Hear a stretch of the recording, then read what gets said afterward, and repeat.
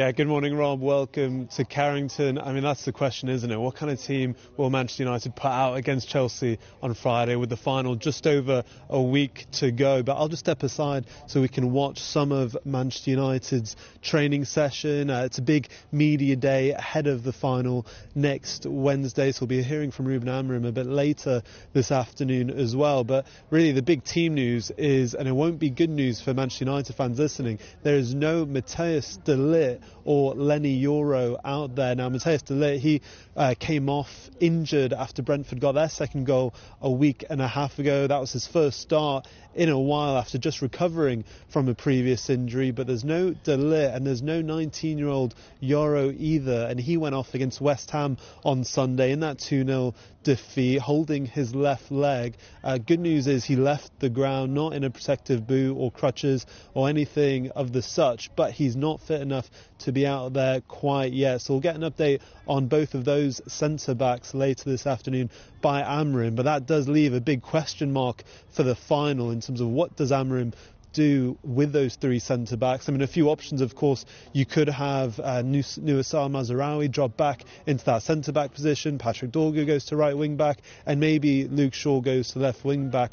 Or you could have Luke Shaw go into that left centre-back position where he's been playing since returning from injury himself. But probably a headache that Amorim wasn't expecting just a few weeks ago at centre-back. One thing I'll tell you, Rob, as well, just as a bit of a little story, just before this training session, before we came out here, we did see Diogo Dalot come off the training pitch, just finishing up. We're seeing a bit of a fitness session for him. He's been out for a month or so with a calf injury, so you just never know. Maybe he could return in some sort of capacity for that final as well. But in terms of players who are out there that maybe we didn't expect to see, Johnny Evans is there. He played such a big part in United's season last year, especially having re-signed from Leicester. He's not featured for United in the Premier League since November. Toby Collier also, who played quite a bit under Ruben Amorim when he first came.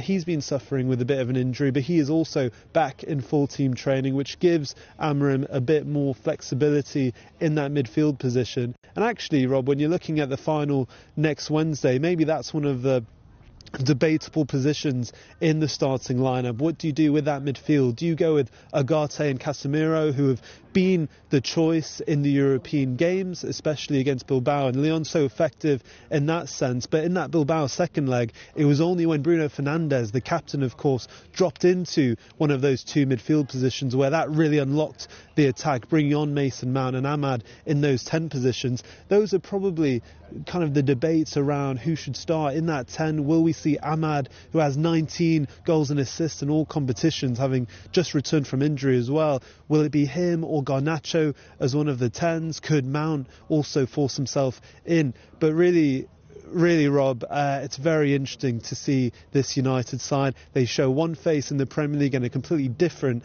in Europe. But we'll hear from the Manchester United boss, Ruben Amorim, a bit later this afternoon.